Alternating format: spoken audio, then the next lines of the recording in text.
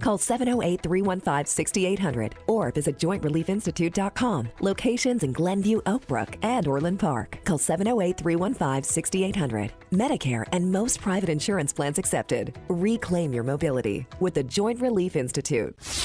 Now, from the Signature Bank Studios, this hour of the Shaun Thompson Show is sponsored exclusively by DonleyAuctions.com. They need your guns. Sell for top dollar. DonleyAuctions.com. From the streets of Melrose Park to the trading floor of the Merc, he's fought for every dollar he's ever earned. And now, with personal liberty and our system of capitalism under assault in America, he's here to seize back our rights from the government. With a cigar in one hand and a copy of the Declaration of Independence in the other, he's Shaun Thompson. And this is the Shaun Thompson Show. Some folks are born made to wave the flag. Ooh, they're red, white, and blue. There are so many benefits to this job. Still shocked I got it. I think the one of the biggest, if not the, is that I get to talk to people I've admired for years. And when I say this about my next guest, I'm not in awe of his academic career, although massively impressive. Northwestern University, Harvard Law School. I remember when he was a prosecutor in our own Cook County, often referred to as Crook, and I'm sure he would second that motion. However, one of the reasons I really admire him, he argued in 2012, represented the National Federation of Independent Businesses, and the challenge of Affordable Care Act, Ghetto Care, Obamacare, whatever you want to call it, and the fascism written in it. Not by Barack Obama, but by the smarmy bastards who wanted to hide the corruption and fascism in it. He was right then. He's right now. He's the author of a new book, Felony Review, Tales of True Crime and Corruption in Chicago. Randy Barnett, how are you? I am great. Go Bears. And I'm sitting here in Florida, in my Florida home, looking at my Bears flag that I just put up this week underneath my American flag on a 20-foot pole. And it is waving proudly in the Florida sun. Well, they're going to keep the same logo as they become the Indiana Bears for the same reason you're in Florida and I am as well. So it's a very interesting career you have. It really is. And one of the things, I remember what were the years you were a prosecutor in Cook County? I think it was before your time. I was 77 to 81. No, that's not before my time. Are you kidding me? I was a young punk in Melrose Park running errands for my grandfather's auto part business. That's why I remember you probably. But what's interesting is the way in which that corruption got swept under the rug that really was exposed then, isn't it? Right. I mean, at the time, part of the sub-theme of the book is I'm talking about all the ups and downs of being in the criminal justice system, which is like a real-life episode of The Wire or a season of The Wire, is that unbeknownst to me, there was this undercover probe of corruption in Cook County that I didn't get disclosed until I was 2 years out of the office, and I was a law professor by then. And then all the corrupt judges that I knew about and others went down in Operation Greylord. That's why in my book I didn't have to change anybody's name. I left all the real names because they've all been litigated and they were found guilty or they're deceased.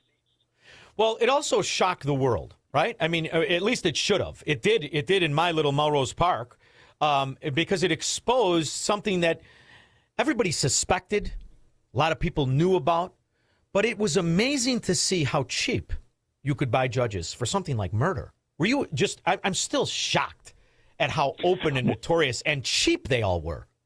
Well, to be fair, and I make this clear in the book, the corruption that was endemic in Chicago was low-scale corruption in the misdemeanor courts and in traffic court. There was a high volume of low amounts of corruption to fix misdemeanors and stuff like that. Felonies, there was very little corruption when I was there in the felony courts. There was some, and I talk about that. There was a judge I appeared before that I liked and I thought was a great trial judge, and he turned out to take money for a murder case. But he was the first circuit court judge in the history of Cook County to be convicted for taking money in a murder case. And so it did happen. I'm not saying it didn't, but it was very rare. What was common was corruption in all the misdemeanor branch courts and in auto court. In traffic court. Well, as are you still a professor? You are, right? I am a professor at Georgetown. I'm in Florida because I now have a teaching schedule that lets me live here during the winter, and I can teach in the fall. But I'm still a professor at Georgetown Law. So being around everything you were around, you've been around your whole life. I'm curious to know how you view what we all knew as now you see the legendary gangsters of Chicago finally be brought to justice. They're 80 years old, but everybody knew they were gangsters, from Ed Burke to Mike Madigan to Blagojevich, all of the things you've seen all the years.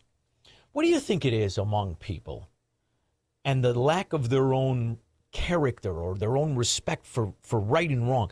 How do you think it becomes so systemic? Because it is. At that level of what you're writing about, at the level of what you've seen, tales from true crime in a corrupt Chicago, it's still just as corrupt. What is it, do you think, about the human character, the human ability to adapt low to tolerate this kind of corruption among people who are supposed to enforce the law?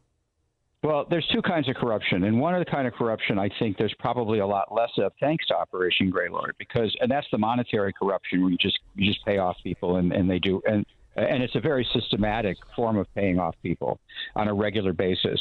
But there's the other more fundamental kind of corruption that's pervasive, not in Chicago, only in Chicago, but everywhere, and that is the "do you know who I am?" Kind of corruption. I know who, I've got connections and that sort of thing kind of corruption. That's pretty endemic, but it's worse in one-party towns and one-party jurisdictions. With the Democratic bosses that we have today, or the Democratic machines we have today, we used to have Republican machines. The Nookie Thompson machine in New Jersey that's depicted in the HBO show. The Boardwalk Empire. And that guy was a Republican. But these were one-party towns. And they don't have the kind of and the reason why Operation Greylord came about in part was because we had a Republican state's attorney in Bernie Carey, my boss, who was an FBI agent before he ran for office as on a reformed ticket, and he cooperated and sort of got the investigation rolling at the federal level. It took the feds to do it.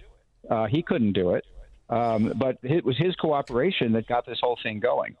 But the book, of course, is about that, but it's also just about what it's like to be a prosecutor in Chicago, the normal kind of problems that you would have as a prosecutor. And in it, I not only talk about those experiences, I talk about the lessons I drew from those experiences that I think people, who buy the book now would appreciate knowing about.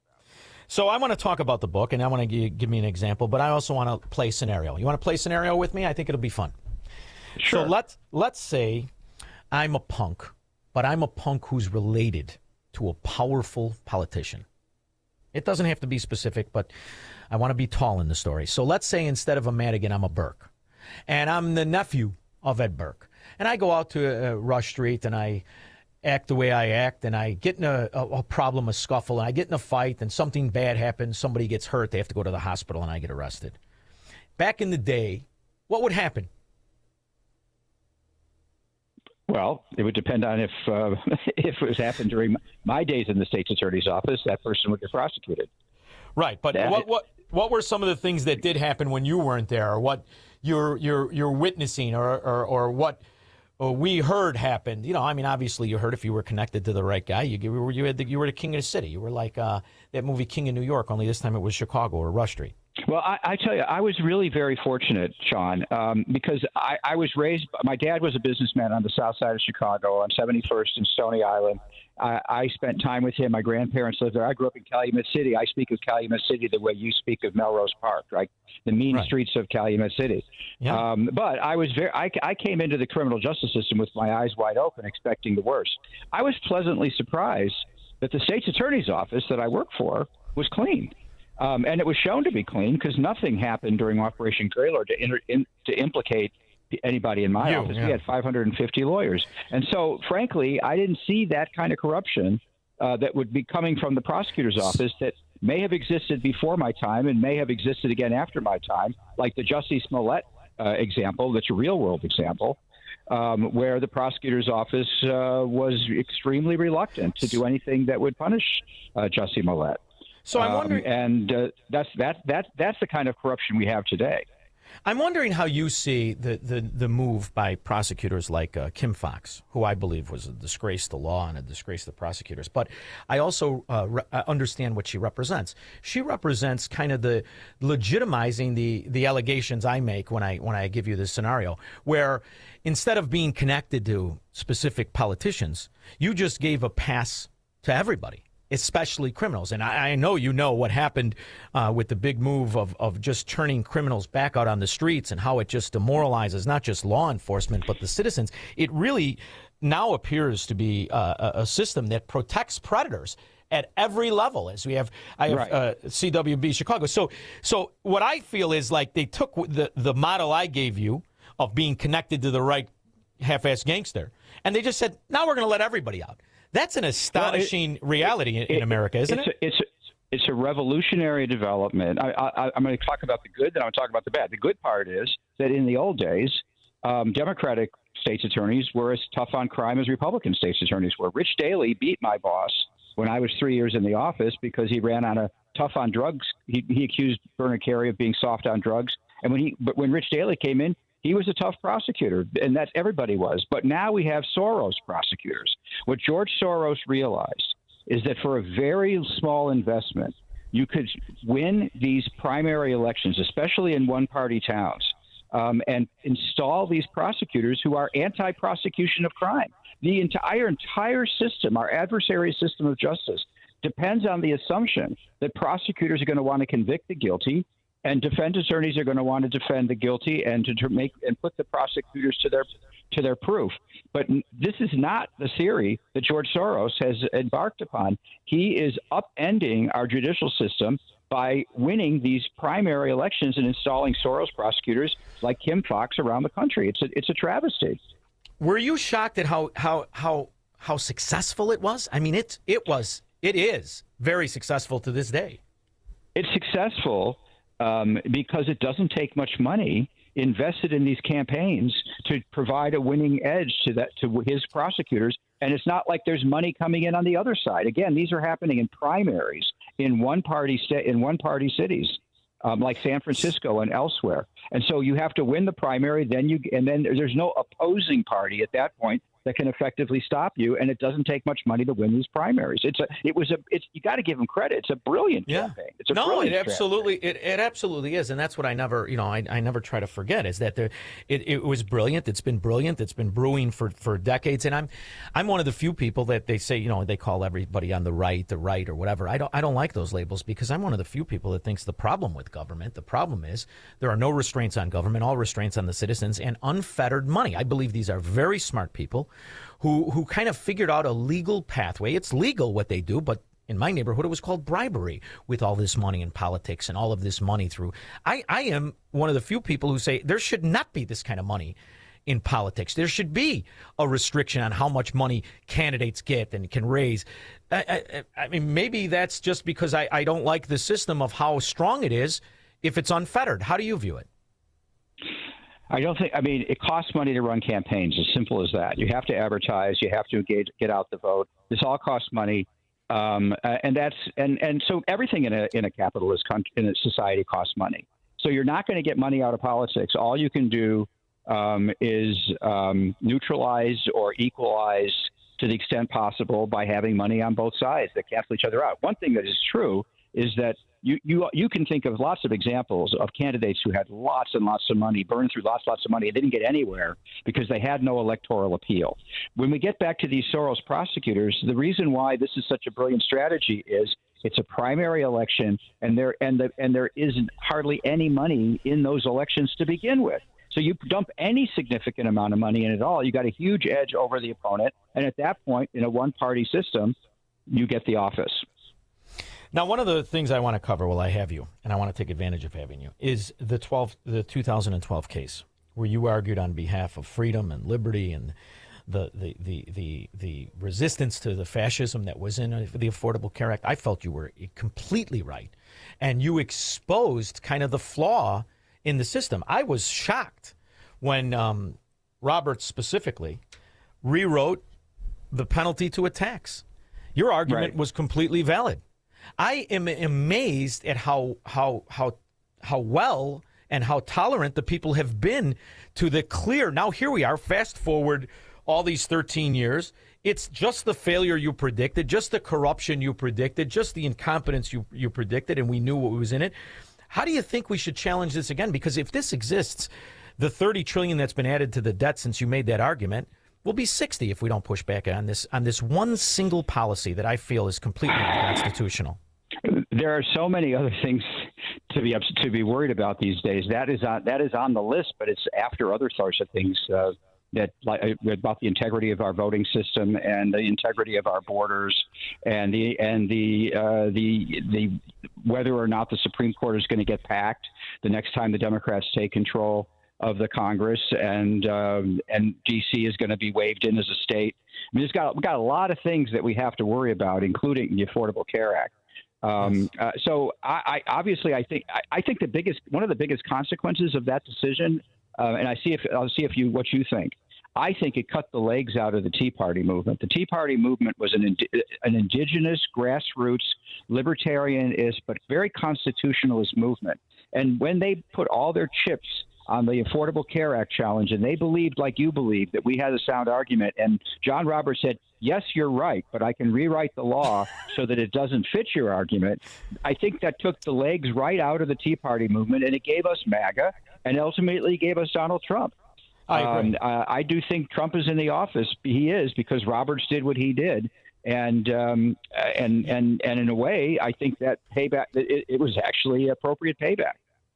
When Jonathan Gruber would brag about his arrogance of lying to the people and writing in the thousands of pages the schematics that would lead to this backdoor nationalization, I have been offended ever since then. And when you now see the vertical integration that it gave insurance companies to own every aspect of healthcare, and the failure and the destruction of 50% doctors, you know as well as I do, doctors who had money, they didn't want to go through all that nonsense. Half of them retired. So when you see the result, I have a hard time swallowing the pill to this day. And I agree with you. It took out the Tea Party because they didn't know how to make the argument from just watching you make the argument. That's how I know how to make the argument. So I think the details need to be brought up again. You know, it's funny because, you know, here I invested 2 years of my life in fighting Obamacare, and I thought we came within a hair's breadth of beating it in a way that I didn't even expect when I started the fight, right? And I invented the theory about why the individual insurance mandate is unconstitutional. And by the way, I want everybody to buy Felony Review, but if you're interested in the story behind the Affordable Care Act challenge, I tell that story in my memoir that was published 2 years ago called A Life for Liberty, The Making of an American Originalist. And I start with the Raich case, the medical marijuana case I argued in the Supreme Court, and I build up to the Affordable Care Act case, and I tell the behind-the-scenes story about that challenge. But having said that, it was so devastating a loss, and there's so many other fights to have. You want to let it go? I've kind of moved on. You know, it's like I just can't dwell on this. I'm that punk, Randy. I got to do. I'm that punk, Randy. They got beat up and just kept going back to the same tavern and hoping I would win until I didn't have any teeth or couldn't smell anymore. That's how stubborn I am, because I realize what happens when we leave the principled arguments. But here's something else that I find amazing. I am still perplexed as to how cities and states can nullify law like immigration law and deem themselves sanctuary and still get bailed out by all the decent states. Do you think that is something that really needs to be, rather than a political argument, a policy or campaign speech, doesn't that have to be challenged? How do they get away with declaring themselves sanctuary? Well, this is a really interesting question, because when it came to the Second Amendment and it came to marijuana, let's say, local ability to, particularly Second Amendment, the idea that the federal government could commandeer local sheriffs to enforce federal gun laws was something that sheriffs pushed back on, in the Supreme Court, in a decision by Justice Scalia, said that's commandeering the states and that's unconstitutional. So it's not that states can nullify a law. That they can't do. But they don't have to cooperate with the feds. They don't have to. You can't make them cooperate with the feds. But not cooperating with the feds is not the same thing as affirmatively obstructing justice. Think of that woman, that judge, I think it was in Wisconsin, that let that guy out the back door of her courtroom. That's obstruction of justice. That's not refusing to go enforce federal law. That is actively impeding enforcing federal law. And boy, oh boy, we saw a lot of that in Chicago and elsewhere, in Minnesota and elsewhere. Where you have federal agents there to enforce federal law, And there's, and then there's people in the streets trying to impede that, and local authorities don't want to refuse to do anything about it. How about the 3 female judges that overturned the jury verdict with the Somalians stealing the billions of dollars? I mean, it's just amazing, which is probably why I'm going to guess, Randy. Now, I might be wrong. Is it Southwest Florida? Because if I see you at Seed the Table, I'm going to have to buy you a steak sandwich. It's Sarasota. So I don't know where you want to count that. No, it's not Southwest. But I have to tell you, I've admired your arguments. I've read so much of your stuff, and I truly love the fact that you're still a professor. And I know that the young people that are in your class will move forward with the protectionism of our standards and liberty and the Enlightenment. Thank you, Randy Barnett, so much for joining me. The title of the new book is called Felony Review, Tales from True Crime and Corruption in Chicago. It's out now, but I'm telling you, search his name, buy the books. They're all good. Randy, it's really the highest compliment I could give somebody. I think both your parents and your kids are equally as proud of you, and that is the highest compliment I could give you. Thank you so much. And the other thing, I'm still a Bears fan, and it finally started to pay off. Well, I'm going to look for you in Indiana because they're moving for all the reasons you articulated. Thank you very much, Randy. I appreciate it. All right, you have a good night. You too. We'll be back with your calls and comments. He will never negotiate his constitutional rights with the government. Live free or die on The Shaun Thompson Show on AM 560. The Answer. Drowning in IRS debt? If you can't afford to pay your IRS debt due to economic hardship, you can now be free of IRS collection efforts by taking advantage of a special